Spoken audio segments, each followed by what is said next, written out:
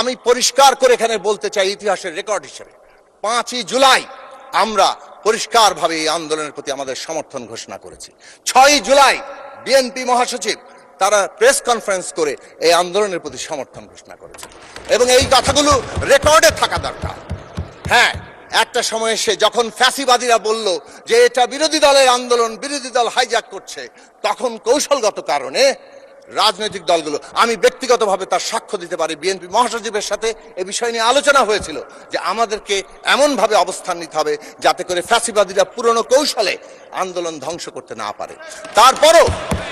তারপরও আমরা দেখেছি কিভাবে তারা নির্বিচারে হত্যাকাণ্ড চালিয়েছে, হেলিকপ্টার থেকে গুলি করে পর্যন্ত তারা গিয়েছে, রীতিমতো ব্রাশ ফায়ার করে মানুষ মেরেছে।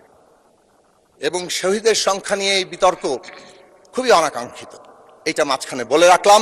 শহীদের প্রত্যেকটি সংখ্যা কেবল তারা সংখ্যা নয়, এক একটি মানুষ, এক একটি জীবন, এক একটি স্বপ্ন। সেই স্বপ্নের জায়গাগুলোকে আমরা যাতে সংরক্ষণ করি এবং তাদের মর্যাদা দেই, রাষ্ট্রীয় মর্যাদায় অভিষিক্ত করি। আমি একটু দ্রুত করব। এই যে অভ্যুত্থান, সেই অভ্যুত্থান এই রাজনৈতিক, অর্থনৈতিক এবং সাংস্কৃতিক পরিবর্তন তাকে আরো বেশি গভীর মানুষের আকাঙ্ক্ষায় পরিণত করেছিল এবং তার রূপ হিসেবে আমরা সবাই মিলে এই প্রস্তাব দিয়েছিলাম। এই কথা আবারও বলতে, রেকর্ডের জন্য প্রস্তাব দিয়েছিলাম যে অন্তর্বর্তী সরকারের কাজ হবে এটাকে ফ্যাসিলিটেট করা, এই যে সকলের আকাঙ্ক্ষাকে ধারণ করা। ঐকমত্য কমিশন গঠিত হয়েছে, তার ইতিহাসটা এখানে রেকর্ড থাকা দরকার ছিল। যদিও মাননীয় স্বরাষ্ট্রমন্ত্রী এর আগে, যেহেতু তিনি প্রতিটি বৈঠকে উপস্থিত ছিলেন, অনেক কথা বলেছেন। আমি দুটো বিষয় তুলব। 1 নম্বর বিষয় হচ্ছে ঐকমত্য কমিশনের কাজ ছিল ঐকমত্য তৈরি করা, এবং যখন প্রথম দিকে আলোচনা শুরু হলো এবং প্রথম গুরুত্বপূর্ণ প্রশ্ন 70 অনুচ্ছেদ সংবিধানে বদল হবে কিনা, তখন যখন আলোচনা ঠিক হলো, সেই দিনই ঠিক হয়েছিল দ্বিমত থাকলে কি সমাধান হবে। এবং সেই দিন বলা হয়েছিল যে নোট অফ ডিসেন্ট দেওয়া যাবে, কারণ রাজনৈতিক দলগুলো বলছিল 2টি এক্সেপশন রেখে আস্থা ভোট এবং বাজেট, অর্থ বিল, এই দুটো এক্সেপশন রেখে 70 অনুচ্ছেদ করা। বিএনপি সহ আরো কয়েকটি দল বলেছিল আরো দুটো জিনিস যুক্ত করা দরকার, জাতীয় নিরাপত্তা এবং যুদ্ধ পরিস্থিতি, সংবিধান সংশোধন। তখন প্রশ্ন এসেছিল যে এখানে সমাধানের পদ্ধতি হবে নোট অফ ডিসেন্ট দেওয়া যাবে এবং দলগুলো তাদের নির্বাচনী ইস্তেহারে তাদের প্রসঙ্গ উত্থাপন করবেন, যে দল বিজয়ী হবেন তাদের চিন্তা তারা বাস্তবায়ন করতে পারবেন। এবং সেটাই জুলাই জাতীয় সনদে লেখা হয়েছে। This is number 1, it should be recorded. Number 2, July জাতীয় সনদ নোট অফ ডিসেন্ট সহই আমরা স্বাক্ষর করেছি। প্রশ্ন ছিল সবাই যাবেন এবং যে দল বিজয়ী হবে তারা তাদের মতো করে করবেন। তারপরে আসলো বাস্তবায়নের প্রশ্ন। বাস্তবায়নের প্রশ্নে এসে, হ্যাঁ এটা ঠিক, গণসংহতি আন্দোলনের পক্ষ থেকে 28শে জুলাই 2023 সালে আমরা সংবিধান সংস্কার পরিষদ গঠনের কথা দাবি তুলেছিলাম, কিন্তু আমরা কখনোই এটা বলিনি যে আমরা যা বলেছি সেটাই বাস্তবায়ন করতে হবে। আমরা সবসময় বলেছিলাম যে একটা ন্যূনতম জাতীয় ঐক্যমত্য ছাড়া এই ট্রানজিশন এগোতে পারবে না। এই প্রশ্নটি খুব গুরুত্বপূর্ণ যে আজকে ন্যূনতম জাতীয় ঐক্যমত্য তৈরি হয়েছিল কিনা। আমরা দেখেছি বাস্তবায়ন প্রশ্নে যখন অনৈক্য, তখন ঐকমত্য কমিশন তাদের মতো করে কিন্তু একতরফা সিদ্ধান্ত দিয়েছেন এবং সেই সিদ্ধান্ত সকলের মধ্যে ঐকমত্য তৈরি করেনি। ফলে গণভোটে কে কিভাবে হ্যাঁ ভোট দেওয়ার জন্য আহ্বান জানিয়েছেন তার অবস্থান কিন্তু প্রত্যেক দল নিজের মতো করে ব্যাখ্যা করেছে। কেউ জুলাই জাতীয় সনদের পক্ষে হ্যাঁ ভোট দেওয়ার প্রস্তাব দিয়েছেন, কেউ হয়তো আদেশ বাস্তবায়নের জন্য বলেছেন। এই বিতর্ক আমরা নিজের মধ্যে করেছি। আমরা প্রশ্ন করতে চাই, জুলাই জাতীয় সনদ আমাদের প্রত্যেকের দাবি আছে, প্রত্যেকের আকাঙ্ক্ষা অনেক উচ্চ, কিন্তু জুলাই জাতীয় সনদেও যতটুকু আছে তার অক্ষরে অক্ষরে বাস্তবায়নের জন্য যখন সংখ্যাগরিষ্ঠ দল ঘোষণা দেয়, তখন সেটাও বাংলাদেশের রাজনৈতিক অগ্রগতির জন্য অত্যন্ত গুরুত্বপূর্ণ একটা জায়গা। জুলাই জাতীয় সনদ লিখিত আছে, এখানে কারো এখান থেকে পিছিয়ে যাওয়ার জায়গা নেই। রক্তে লেখা দলিল, এই সংসদ জুলাই জাতীয় সনদ রক্তের জন্য আবদ্ধ। রাজনৈতিক কাঠামোগত পরিবর্তন একটা অব্যাহত প্রক্রিয়া। সময়ের প্রয়োজনে, অর্থনৈতিক, সামাজিক, সাংস্কৃতিক ব্যবস্থার প্রয়োজনেই রাজনৈতিক কাঠামোগত পরিবর্তনের প্রশ্ন আসে।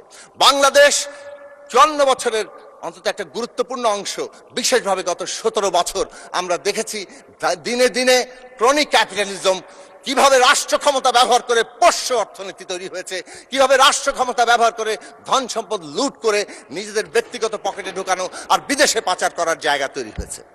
এই অর্থনৈতিক ব্যবস্থা যদি বহাল থাকে তাহলে বাংলাদেশ এগোতে পারবে না, এবং এই ধরনের অর্থনৈতিক ব্যবস্থা একটা ফ্যাসিস্ট ব্যবস্থাকেই তার সাথে সঙ্গতিপূর্ণ করে তোলে।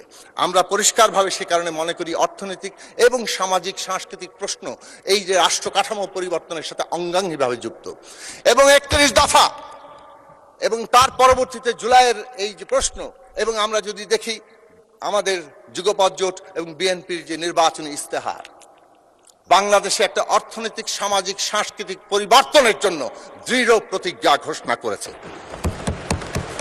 বাংলাদেশের প্রথম কথা হচ্ছে সামাজিক সুরক্ষা খাতকে এমন ভাবে আনা হয়েছে যাতে আমাদের দেশের মানুষ আগে স্বস্তিতে থাকে। দ্বিতীয় কথা, মানুষের আয় যাতে বাড়ে, শিক্ষা, স্বাস্থ্য, কর্মসংস্থানকে প্রাধান্য দেওয়া হয়েছে। আর একদিকে বিনিয়োগ নির্ভর কর্মসংস্থানমুখী একটা অর্থনৈতিক ব্যবস্থা গড়ে তোলার উদ্যোগ নেওয়া হয়েছে। এই দেশে আমরা দেখেছি এডিপি নেওয়া হয় কিন্তু এডিপি বাস্তবায়ন হয় না, অথবা প্রকল্প এমনভাবে নেওয়া হয় নানা রকম ইন্টারেস্ট গ্রুপ প্রকল্পের মধ্যে তাদের স্বার্থ চরিতার্থ করে।